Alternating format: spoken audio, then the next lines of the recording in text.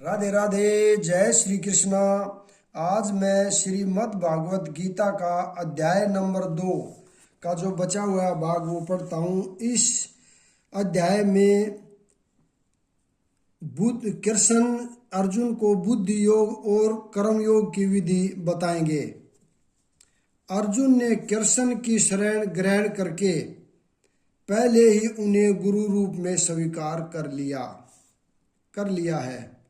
शिष्य शेते हम साधि माम तवाम प्रपन्नमय।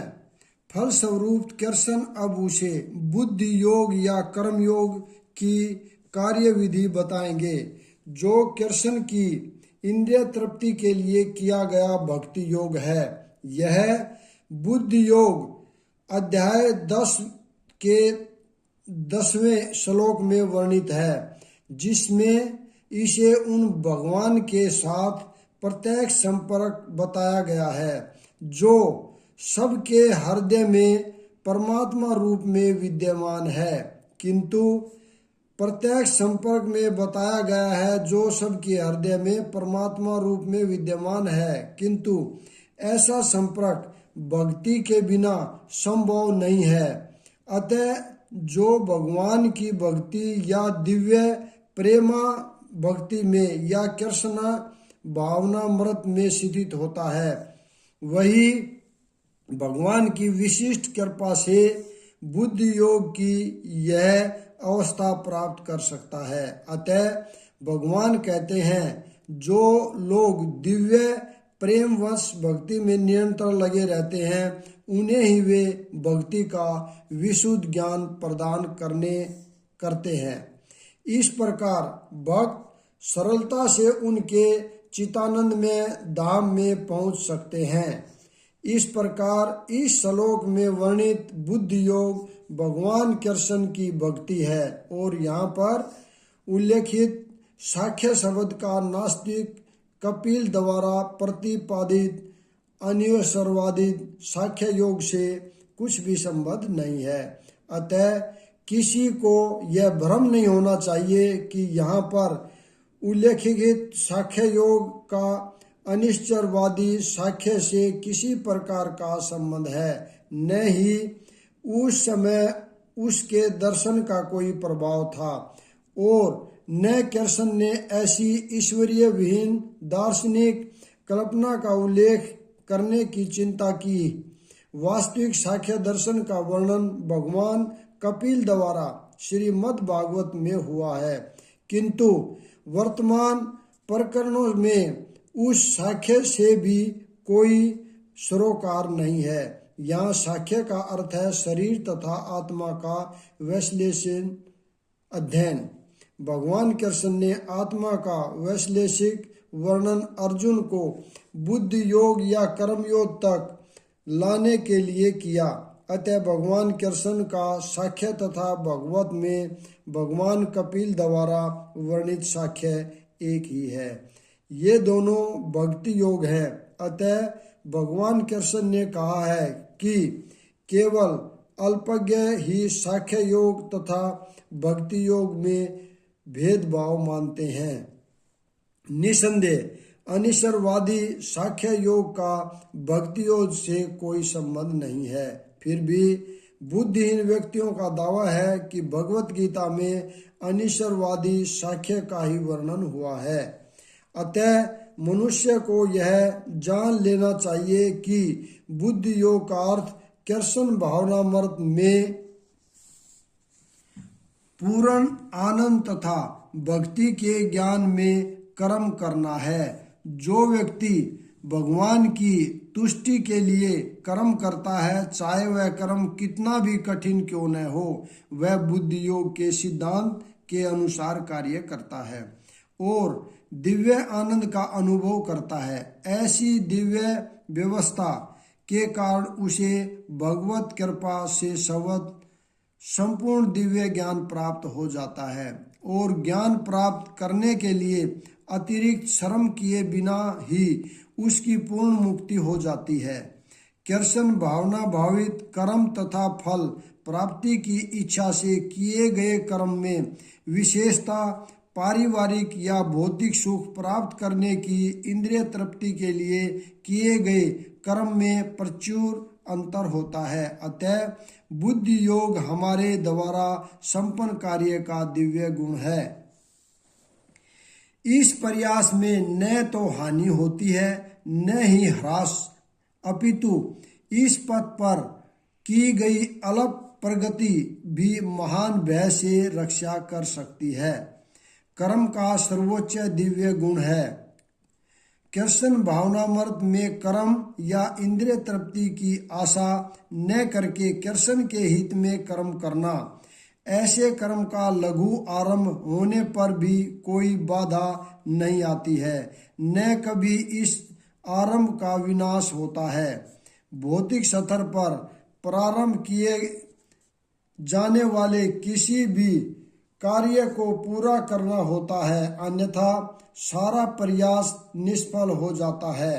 किंतु कृष्ण भावनामृत में प्रारंभ किए जाने वाला कोई भी कार्य अधूरा रहकर भी स्थायी प्रभाव डालता है।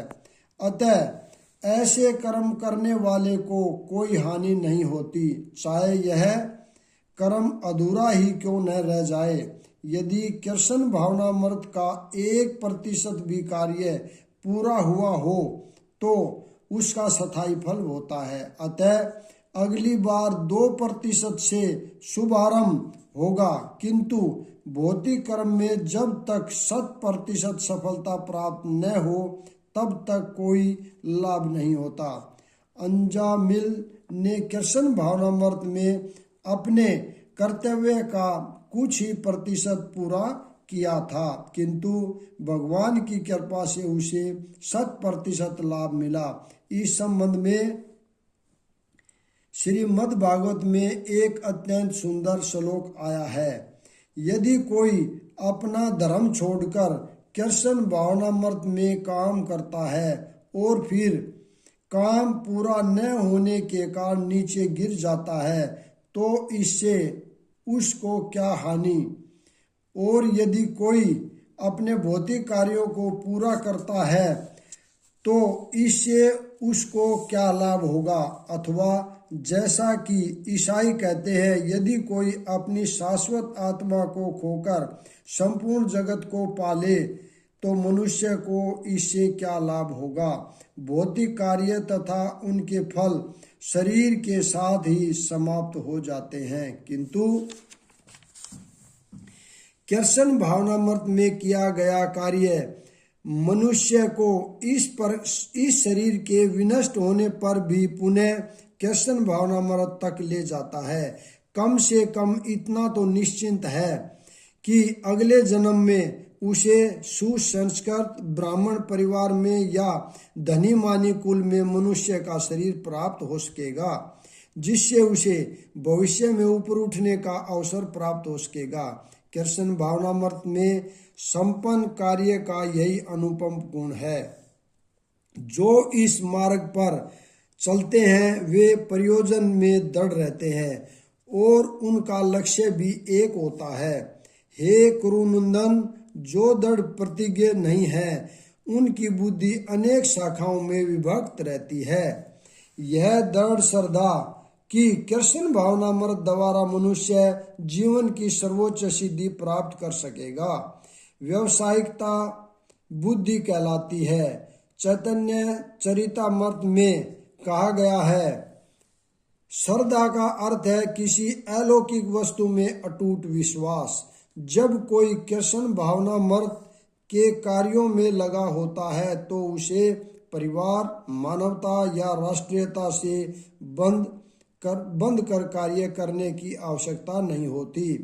पूर्व में किए गए शुभ अशुभ कर्मों के फल ही उसे सकाम कर्मों में लगाते हैं। जब कोई कृष्ण भावनामृत में संलग्न हो तो उसे अपने कार्यों के शुभ फल के लिए प्रयत्नशील नहीं रहना चाहिए।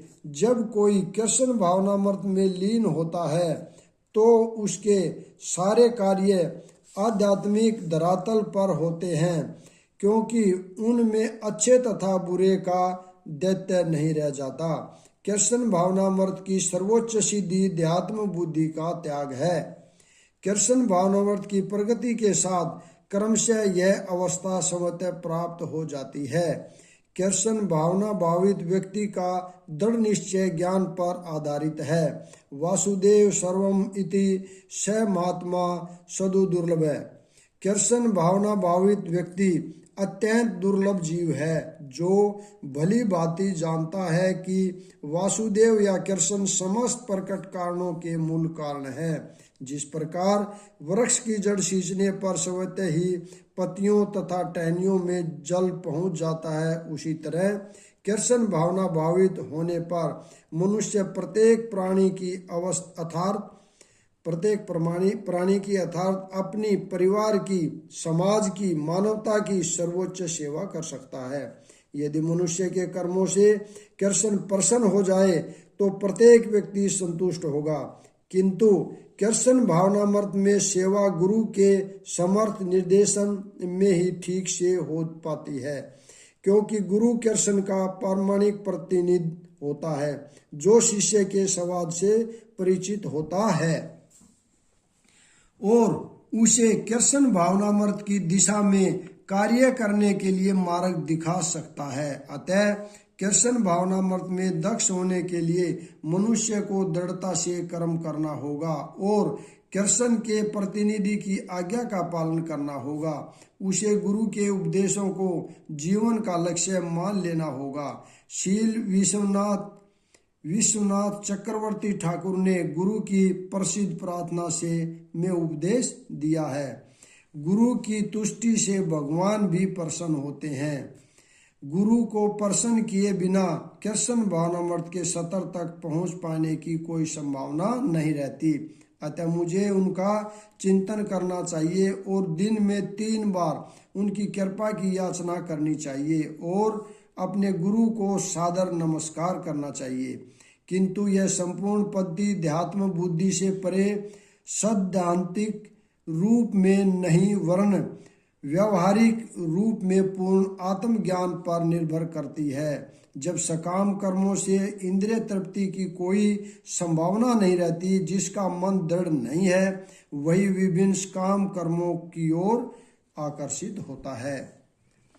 अल्पज्ञानी मनुष्य वेदों के उन अलंकारिक शब्दों के प्रति अत्यधिक आसक्त रहते हैं जो सर्व की प्राप्ति, अच्छे जन्म, शक्ति इत्यादि के लिए विविध सकाम कर्म करने की संतुष्टि करते हैं। इंद्रिय तृप्ति तथा ऐश्वर्य में जीवन की अभिलाषा के कारण वे कहते हैं कि इससे बढ़कर और कुछ नहीं है। साधारणतः सब लोग अत्यंत बुद्धिमान नहीं होते और वे अज्ञान के कारण वेदों के कर्मकांड भाग में बताए गए काम कर्मों के प्रति अत्यधिक आसक्त रहते हैं। वे स्वर्ग में जीवन का आनंद उठाने के लिए इंद्रिय तृप्ति कराने वाले प्रस्तावों से अधिक और कुछ नहीं चाहते। जहाँ मदिरा तथा तरुणियाँ उपलब्ध हैं और भौतिक ऐश्वर्य सर्वसामान्य हैं, वेदों में सर्वलोक पहुँचने के लिए अनेक यज्ञों की संतुष्टि है, जिनमें ज्योतिष्टोम यज्ञ प्रमुख है। वास्तव में वेदों में कहा गया है कि जो स्वर्ग जाना चाहता है